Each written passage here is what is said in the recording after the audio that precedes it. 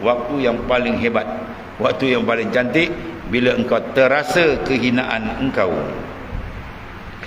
rasa kemuliaan dia, engkau rasa fakir engkau rasa akan ghina, kaya dia, kau rasa akan dhaif engkau rasa akan kuah, kekuatan Allah, dan terus akhirnya kau rasa akan kekuranganmu dan kau rasa kesempurnaan.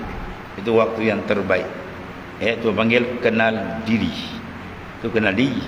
Kalau tidak, itu panggil tak sedar diri.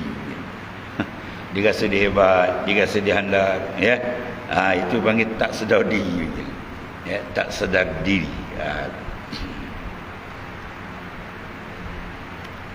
Dia bawa masuk pegawai keselamatan.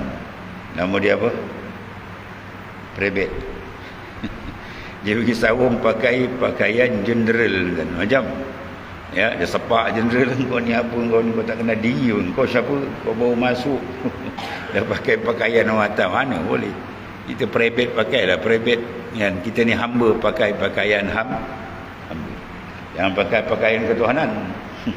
Al-kibra izat, ya, wala azamata ridai, faman naz'ani alqahu fil nar fala ubali. Dalam hadis qudsi, membesarkan itu pakaian aku, Allah Taala.